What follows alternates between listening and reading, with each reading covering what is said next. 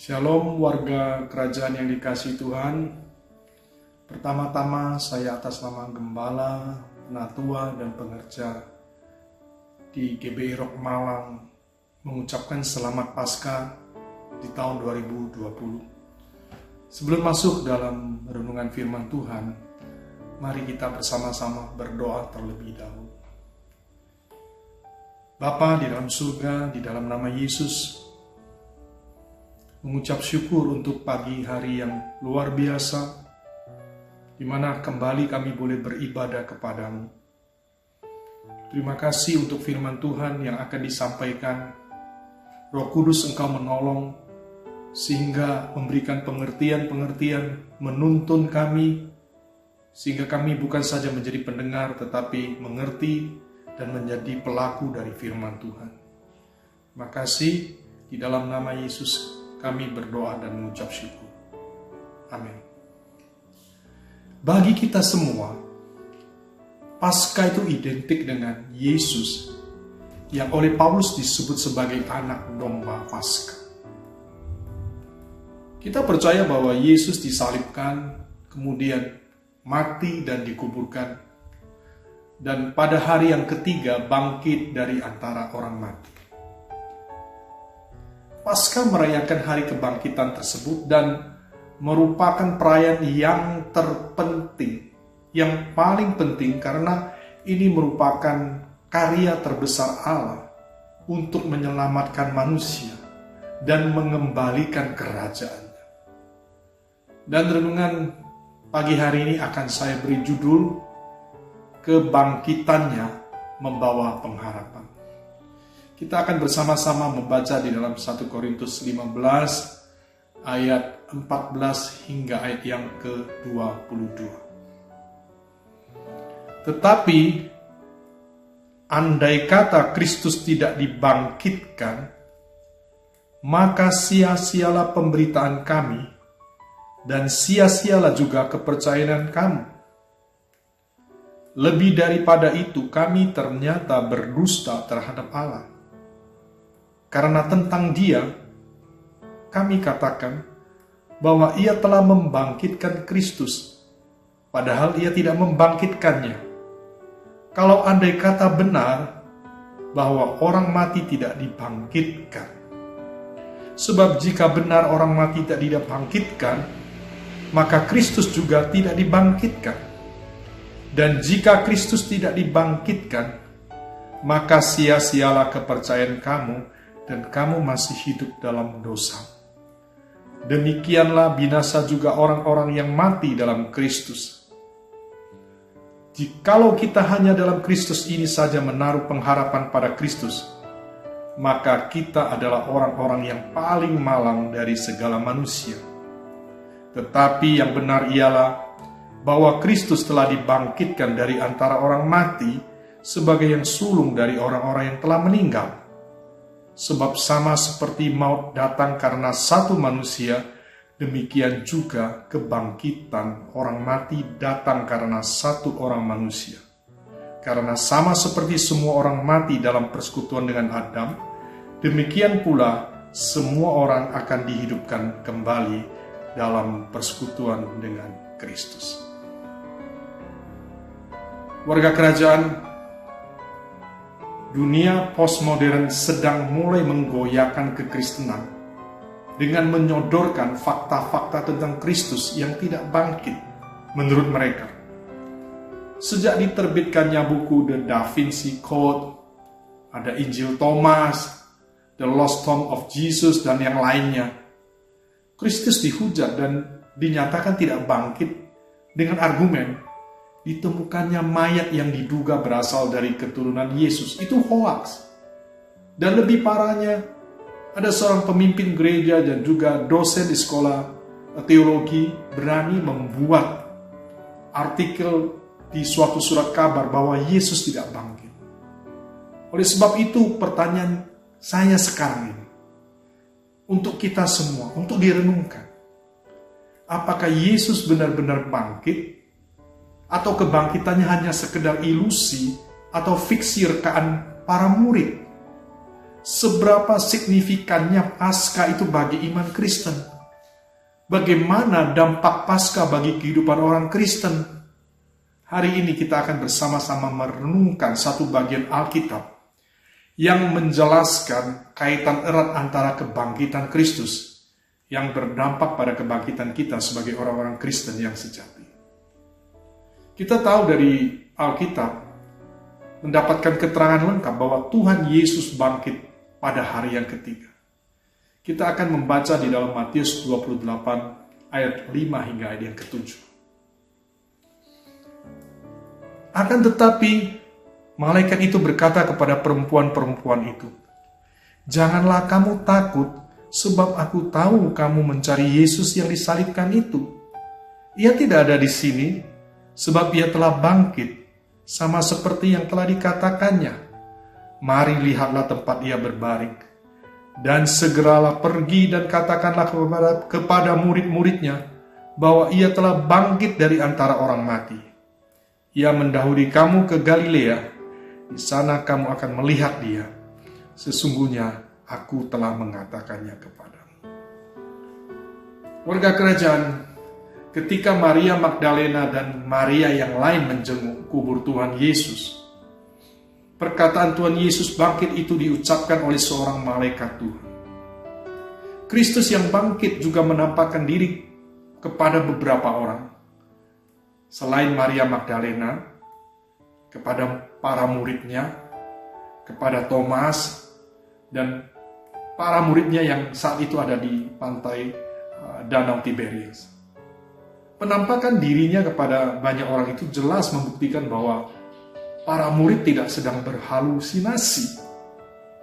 Tidaklah benar jika ada anggapan bahwa kebangkitan Kristus adalah suatu rekaan oleh para murid Kristus dan itu tidak pernah terjadi. Kalau itu benar rekaan oleh para murid, saya bertanya, mengapa Thomas yang sempat tidak percaya akan kebangkitan Kristus, lalu tiba-tiba percaya kepadanya sambil mengakui Kristus sebagai Tuhan dan Allah ketika ia menyuruh Thomas mencucukkan jarinya di tangan dan lambungnya? Sebuah halusinasi dan rekaan jelas tidak mengakibatkan seseorang yang tidak percaya seperti Thomas lalu berubah menjadi percaya. Oleh sebab itu, jangan pernah ditipu oleh tipuan iblis di zaman postmodern ini dengan menggunakan sarana media elektronik dan media massa. Dan penampakan Tuhan Yesus itu juga diberitakan ulang oleh Rasul Paulus di dalam 1 Korintus 15 ayat 5 hingga ayat ke-8. Dan Paulus menambahkan bahwa Kristus yang bangkit menampakkan dirinya juga kepada Paulus sendiri. Inilah inti iman Kristen dan Injil. Dari sini kita belajar bahwa Kristus benar-benar bangkit dan kebangkitannya bukan hanya sekedar peristiwa historis, tetapi peristiwa yang begitu signifikan, yaitu memberikan semua orang percaya pengharapan. Memberikan semua orang yang datang kepadanya pengharapan. Ada pengharapan bagi orang yang percaya kepada nama Yesus. Dan apakah pengharapan di balik kebangkitan Kristus? Mari saat pagi hari ini kita pelajari satu persatu. Sekali lagi kita akan membaca di dalam 1 Korintus 15 ayat 9 hingga ayat yang ke-12. Demikian firman Tuhan. Karena aku adalah yang paling hina dari semua rasul, bahkan tidak layak disebut rasul, sebab aku telah menganiaya jemaat Allah. Tetapi karena kasih karunia Allah, aku adalah sebagaimana aku ada sekarang, dan kasih karunia yang dianugerahkannya kepadaku tidak sia-sia. Sebaiknya aku telah bekerja lebih keras daripada mereka semua. Tetapi bukannya aku, melainkan kasih karunia Allah yang menyertai aku. Sebab itu, baik aku maupun mereka, demikianlah kami mengajar dan demikianlah kamu menjadi percaya. Jadi hal yang pertama, kebangkitan Kristus memberikan pengharapan akan perubahan hidup. Paulus menjelaskan bahwa Injil itu berisi kematian dan kebangkitan Kristus. Tetapi itu tidak cukup sampai di situ. Kebangkitannya memberi pengharapan akan adanya perubahan hidup yang ia alami. Perubahan hidup apa yang dialami Paulus? Yang pertama adalah perubahan status. Paulus dahulu bernama Saulus, yang berkobar-kobar melayani Allah dengan menganiaya pengikut jalan Tuhan. Kalau kita membaca di dalam Kisah Para Rasul yang ke-9 ayat 1 dan ke-2, firman Tuhan berkata, sementara itu berkobar-kobar hati Saulus untuk mengancam dan membunuh murid-murid Tuhan. Ia menghadap imam besar dan meminta surat kuasa daripadanya untuk dibawa kepada majelis-majelis Yahudi di Damsyik, supaya jika ia menemukan laki-laki atau perempuan yang mengikuti jalan Tuhan, ia menangkap mereka dan membawa mereka ke Yerusalem. Tetapi ketika Tuhan Yesus menampakkan dirinya di jalan menuju Damsyik, jalan hidupnya berubah dari seorang penganiaya jemaat jalan Tuhan menjadi pemberita Injil yang sangat setia sampai akhir hidupnya. Dulu seorang Saulus adalah seorang yang akan binasa meskipun mengaku diri melayani Allah. Tetapi setelah Tuhan melawatnya, seorang Saulus berubah menjadi Paulus yang diselamatkan. Inilah perubahan status yang ia alami. Bagaimana dengan kita? Biarlah kebangkitan Kristus yang kita rayakan tahun ini bukan menjadi suatu perayaan rutinitas, tetapi biarlah kita benar-benar percaya kepada Kristus sebagai Tuhan dan Juru Selamat kita secara pribadi, sebagaimana anugerah Tuhan menyentuh dan melawat hidup Paulus dan mengubah statusnya dari seorang pendosa menjadi seorang yang diselamatkan, maka biarlah kebangkitannya ini juga melawat dan menyentuh hati dan pikiran kita, sehingga anugerahnya pun dapat kita alami. Contoh lain dalam Alkitab Perjanjian Lama tentang perubahan identitas, yaitu Yakub. Kita sudah pernah mendengar ketika Yakub berada dalam sebuah klimaks ketakutannya dalam seluruh kehidupannya. Ia menyuruh orang-orangnya mendahulinya dengan memberikan persembahan ratusan kambing, domba, unta, lembu, dan keledai kepada Esau karena ia takut dibunuh oleh Esau. Dan Alkitab mencatat sepanjang malam Yakub bergumul dengan malaikat Tuhan. Ia berantem, ia berkelahi semalam-malaman dengan Tuhan. Dan kita tahu bahwa Yakub itu mempunyai arti licik.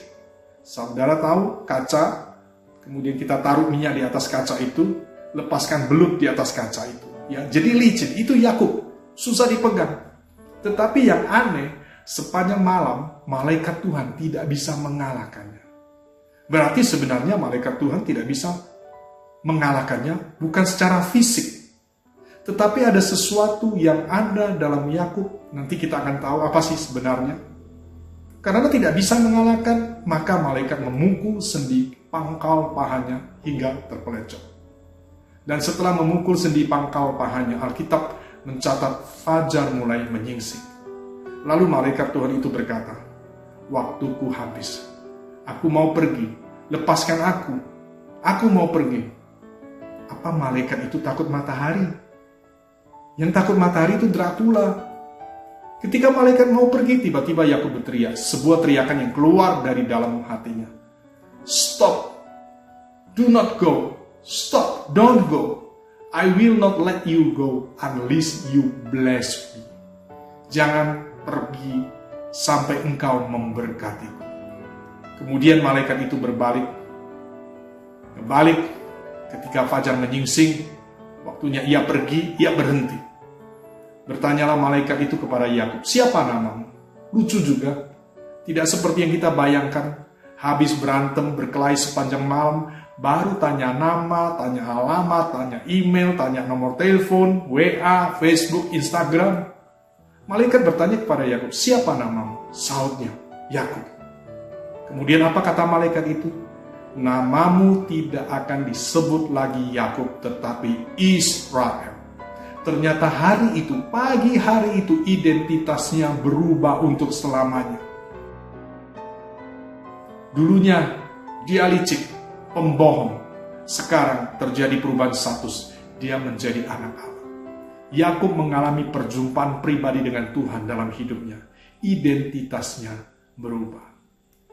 Yang sudah pernah sungguh-sungguh bertobat pasti sudah pernah mengalami hal tersebut.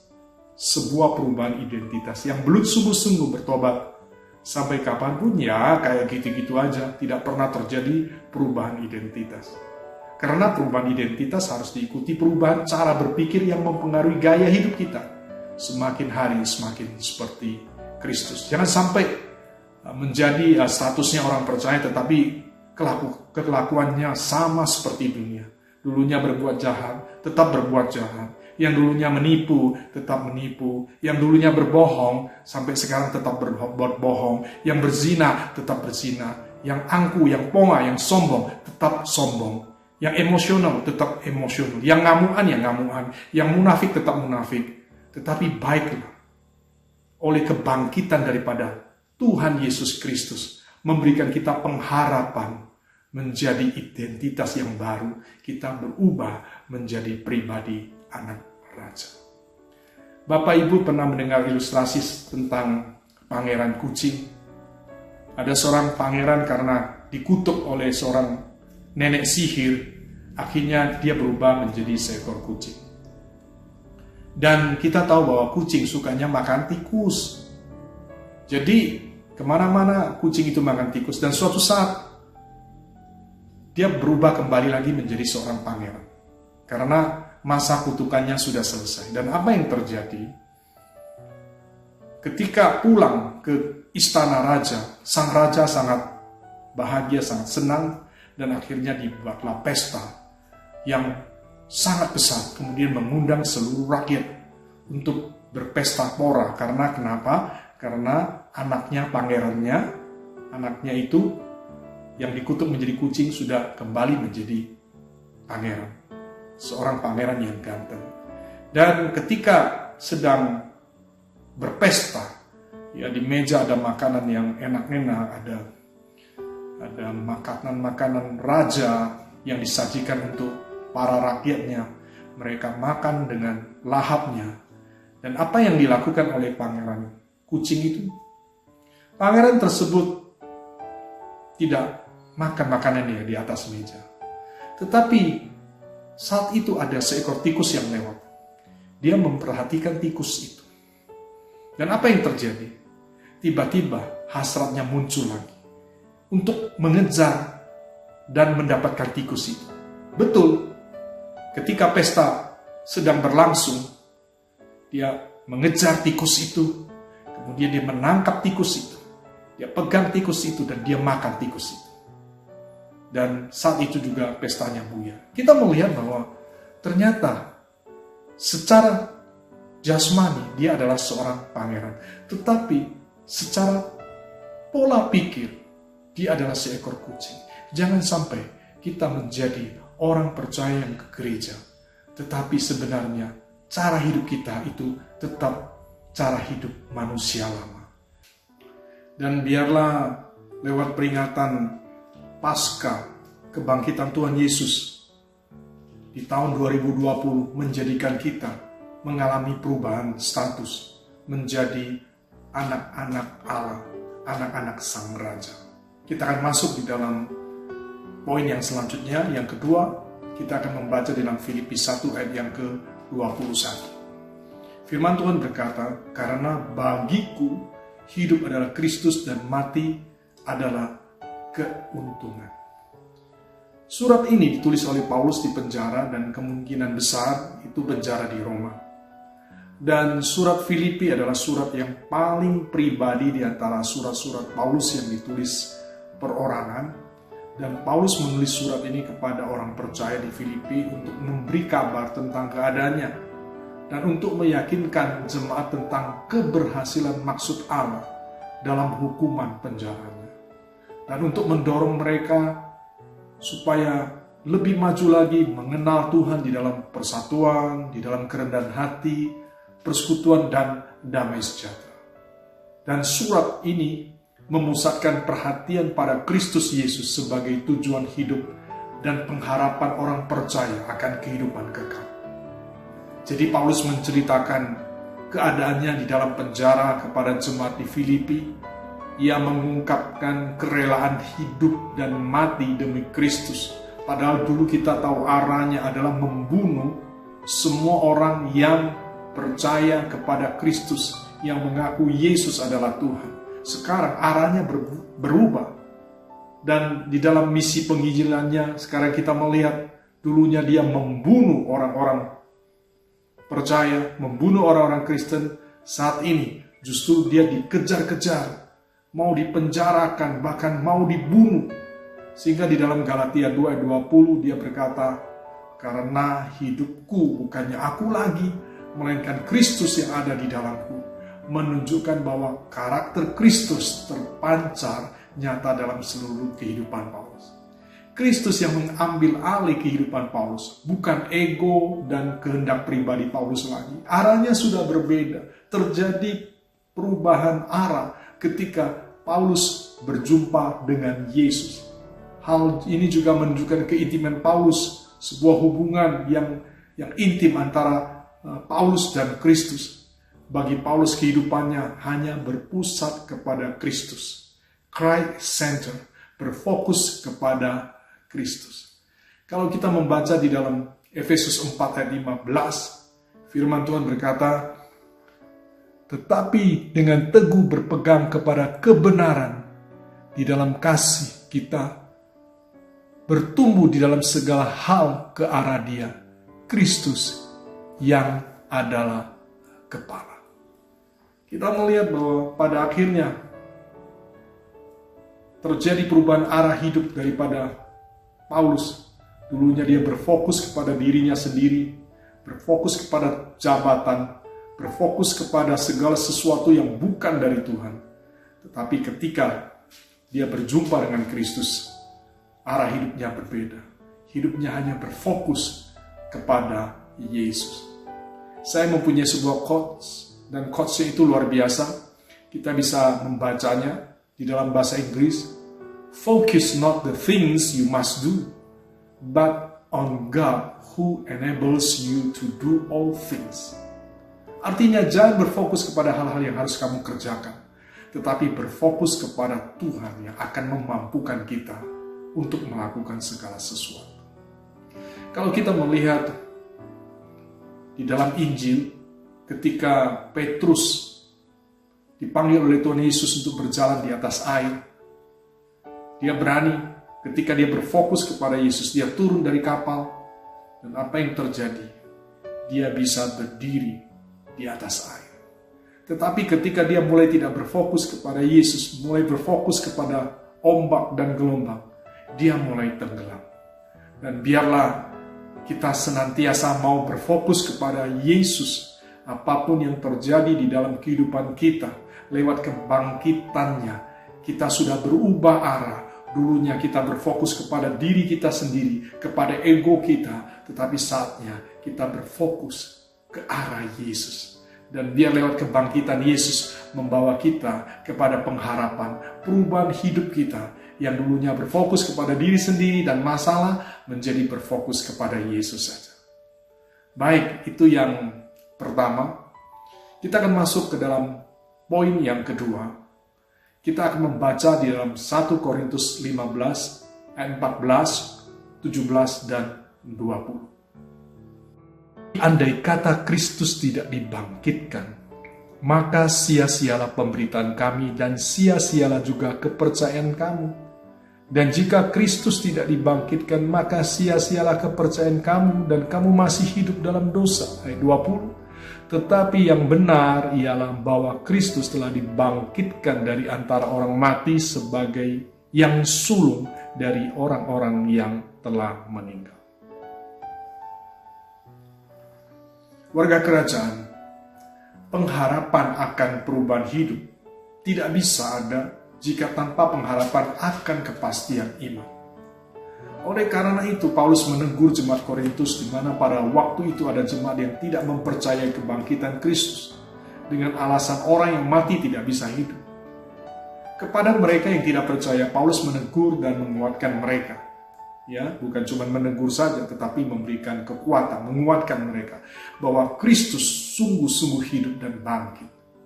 Jika Kristus tidak bangkit, Paulus mengatakan sia-sialah pemberitaan yang dia sampaikan dan sia-sialah juga kepercayaan mereka. Dengan kata lain, kebangkitan Kristus adalah inti Injil sejati dan iman Kristen.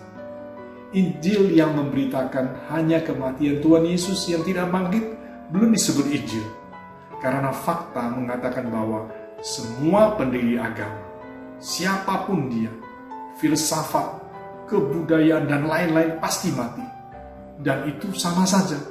Tetapi ketika Kristus bangkit dari kematian, ini berita sukacita yang tidak dapat dicapai oleh semua agama, filsafat, kebudayaan, dan lain sebagainya. Berita sukacita apa yang tergantung di dalam kebangkitan Yesus, yaitu Kristus bangkit dan memberikan kepastian iman di dalam dua hal. Yang pertama adalah kepastian iman yang berkaitan dengan keselamatan. Di ayat 19 Paulus mengemukakan bahwa jika kita hanya menaruh pengharapan pada Kristus yang mati dan tidak bangkit, maka kita adalah orang-orang yang paling malang dari segala manusia. Mengapa? Karena sama seperti semua pendiri agama, filsafat, etika, kebudayaan, dan lain sebagainya, mereka semua mati dan para pengikutnya tidak mendapatkan kepastian pengharapan. Para penganut agama dengan susah payah berbuat baik supaya mereka dapat diselamatkan. Mengapa? Karena para pendiri agama, mereka tidak dapat menyelamatkan mereka. Mereka tidak dapat menyelamatkan diri mereka. Tetapi puji Tuhan, Kristus bukan hanya mati, tetapi ia bangkit. Dan itu membuktikan dia telah menang mengalahkan kuasa dosa, iblis, dan maut. Serta memberikan keselamatan dan pengharapan kepastian iman. Bahwa di dalam Kristus saja ada jalan kebenaran dan hidup. Dan di luar dia mutlak tidak ada jalan keselamatan. Itu adalah hal yang luar biasa. Yohanes 3:16, karena begitu besar kasih Allah akan dunia ini sehingga diberikannya anak yang tunggal, yaitu Tuhan Yesus Kristus, bagi siapa yang percaya kepadanya tidak binasa, melainkan beroleh hidup yang kekal. Kepastian iman berkaitan dengan keselamatan. Setiap orang yang percaya kepada Yesus, Yesus pernah berkata, aku adalah jalan dan kebenaran dan hidup. Bagi siapa yang percaya kepada Yesus, maka dia akan beroleh keselamatan. Dan yang kedua adalah kepastian iman yang berkaitan dengan kebangkitan tubuh. Selain kepastian keselamatan, kita juga memiliki kepastian kebangkitan tubuh yang merupakan bagian dari iman Kristen di kekekalan nanti. Kita akan membaca di dalam 1 Tesalonika 4 ayat 16, firman Tuhan berkata, sebab pada waktu tanda diberi, yaitu pada waktu penghulu malaikat berseru dan sangkakala Allah berbunyi, maka Tuhan sendiri akan turun dari surga dan mereka yang mati dalam Kristus akan lebih dahulu bangkit. Jadi, warga kerajaan, kebangkitan Kristus menjamin bahwa akan ada kebangkitan orang mati. Adakah pengharapan yang paling agung dan mulia yang dapat kita jumpai dan alami selain pengharapan hanya di dalam Kristus dan kebangkitannya? Tidak ada. Oleh karena itu saya menantang Anda saat ini. Jika masih mau ditipu oleh berbagai bujuk rayu si iblis melalui media di TV atau buku dan sosial media, lalu beriman bahwa Kristus tidak pernah bangkit, hari ini adalah saatnya kita bertobat. Biarlah Roh Kudus bekerja di hati kita semua dan membuka hati dan pikiran kita untuk menerima Kristus yang telah mati dan bangkit sebagai satu-satunya Tuhan, Juru Selamat, Raja dan Pemilik hidup kita secara pribadi. Ingatlah, jika Kristus tidak bangkit, maka kita akan terus hidup dalam dosa dan tidak dapat diselamatkan. Tetapi puji Tuhan, Kristus bangkit, itu membuktikan iman dan pengharapan kita tidaklah sia-sia. Inilah pesan firman Tuhan pada Paskah tahun 2020. Yang pertama adalah, sekali lagi, Kristus sudah dibangkitkan. Maka di dalam kehidupan kita ada perubahan daripada status kita. Dulunya kita itu adalah anak-anak daripada iblis, tetapi saat ini kita menjadi anak-anak Tuhan. Dulunya kita adalah orang-orang yang hidup tanpa arah. Sekarang kita hidup di dalam sebuah perubahan arah. Arah kita dulu hanya untuk diri sendiri, egosentris. Tetapi saat ini, kehidupan kita adalah berfokus kepada Yesus. Dan yang kedua adalah kepastian iman kita berkaitan dengan keselamatan dan juga kebangkitan Tuhan. Sekali lagi, selamat Paskah. Tuhan Yesus memberkati kita semua. Haleluya. Amin. Mari kita berdoa. Terima kasih Tuhan untuk firman Tuhan saat pagi hari ini. Kiranya boleh meneguhkan kami semua sebagai orang percaya. Seharusnya kami telah mengalami perubahan status dan perubahan arah hidup.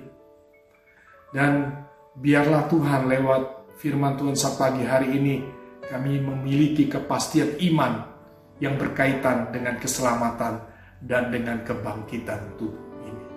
Tubuh yang fana ini suatu saat akan disempurnakan menjadi tubuh yang mulia. Kami mengucap syukur saat pagi hari ini untuk firman Tuhan yang sudah Tuhan berikan kepada kami semua. Dalam nama Yesus. Amin. Berkati Tuhan dengan pujian kita. Karena Dia yang layak ditinggikan, Dia yang layak dimuliakan. Oh haleluya. Rayakan Yesus yang bangkit. Dia hidup dan hidup untuk selama-lamanya. Haleluya. Rayakan Yesus, rayakan. Rayakan Yesus, rayakan. Rayakan. Rayakan Yesus, rayakan. Ya. Rayakan Yesus, rayakan. Dia bangkit, Dia bangkit, Dia hidup selamanya. Dia bangkit, Dia bangkit. Marilah rayakan kebangkitan Tuhan kita. Rayakan Yesus, rayakan. Ya, rayakan Yesus. Rayakan Yesus, rayakan. Rayakan Yesus, rayakan. Rayakan Yesus, rayakan. Dia bangkit. Dia bangkit. Dia bangkit. Dia hidup selamanya. Dia bangkit. Dia bangkit. Marilah rayakan kebangkitan Tuhan kita. Sekali lagi rayakan. Rayakan Yesus, rayakan. Rayakan Yesus, rayakan. Terus rayakan. Rayakan Yesus, rayakan. Ya. Rayakan Yesus, rayakan. Yesus bangkit. Dia bangkit. Dia bangkit. Dia hidup selamanya. Dia bangkit. Dia bangkit. Marilah rayakan. Marilah rayakan. Marilah rayakan kebangkitan Tuhan kita. Ya. Dia bangkit. Dia bangkit.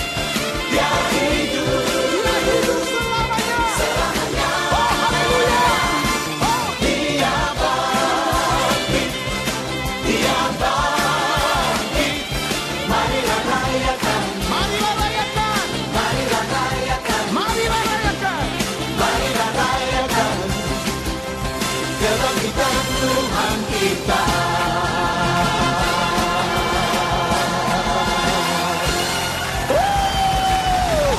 Haleluya. Yesus hidup. Hidup untuk selama-lamanya. Ini bukan